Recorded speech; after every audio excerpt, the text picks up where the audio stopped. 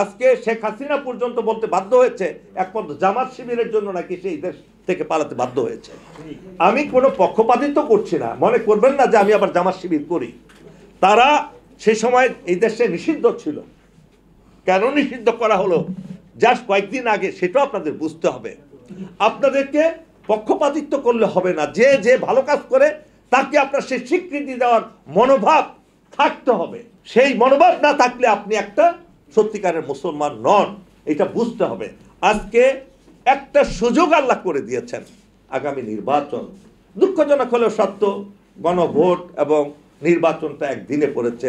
দুইটা main menu একসাথে খাওয়া যায় না, এই জনগণ বিভ্রান্ত হবে। 4টা প্রশ্ন দিয়েছে, 4টা প্রশ্নের মধ্যে আমি 2টা মানি না, তাহলে আমি কি করব? একটা মানি না, কি করব? এক কথায় হতো জুলাই সনদের আপনার আস্থা আছে কি নাই, শেষ হয়ে যেত হ্যাঁ বা না।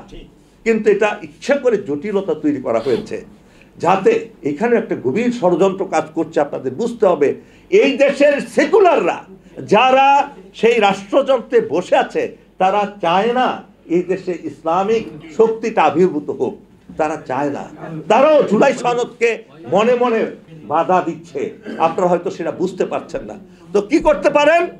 আগামী নির্বাচনে এমন একটা সময় আল্লাহ আপনাদেরকে এমন একটা সুযোগ করে দিয়েছেন, যদি আপনারা ভারত বিরোধী শক্তিকে প্রতিহত করতে না পারেন, তাহলে আবার দেশ অন্ধকারে যাবে, এটা আমি শতভাগ নিশ্চিত করতে পারি।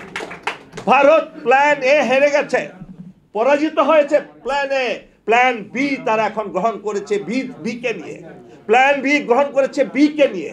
সুতরাং আমাদের বুঝতে হবে, আমাদের অনুভূতিকে জাগ্রত করতে হবে, ইমানকে শক্তিশালী করতে হবে। অনেকে ইমান বললে আবার মনে মনে মনে মৌলবাদ খুঁজে পান, সেখানে ফান্ডামেন্টালিজম খুঁজে পান। ভাইয়েরা, এটা ছাড়া কোনো উপায় নাই।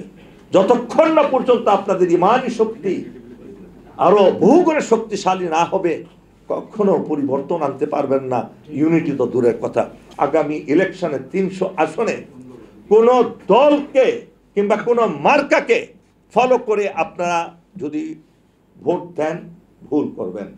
যে দলের যে ব্যক্তি যোগ্য, দেশপ্রেমিক, সৎ, ইমানদার, দেশকে গভীরভাবে ভালোবাসে, সেই ধরনের ব্যক্তিত্বকে, যারা আমলাদেরকে পরিচালনা করার যোগ্যতা রাখে, সেই ধরনের লোকদেরকে যদি আপনারা দল মত নির্বিশেষে নির্বাচিত করতে পারেন, বাংলাদেশের পরিবর্তন হবেই ইনশাআল্লাহ।